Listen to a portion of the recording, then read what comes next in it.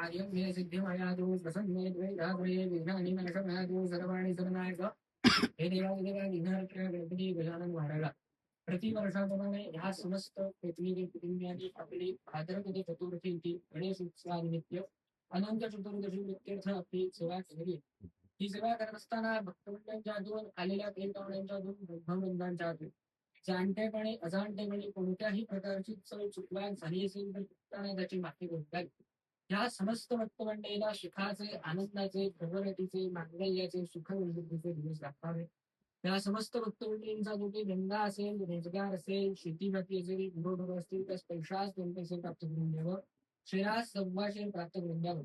कुटुंबातील जी कोणी लहान मोठे विद्याभ्यास शालेय शिक्षण घेत असतील त्यांचं शिक्षण चांगल्या प्रकारे परिपूर्ण करून द्यावं. ज्यांचं शिक्षण पूर्ण झालेलं आहे त्यांना उत्तम प्रकारचा धंदा रोजगार नोकरी प्राप्त करून द्यावी.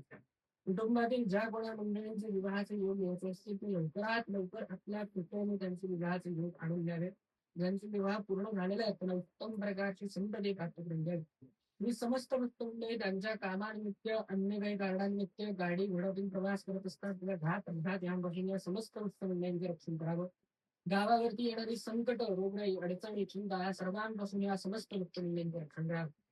या कुटुंबातील जे कोणी भक्त मंडळी बाहेर गावी असतील अन्य काही गावांमध्ये असतील त्यांच्यावरती सुद्धा आपला दयेचा कृपेचा वरदहस्त ठेवावा.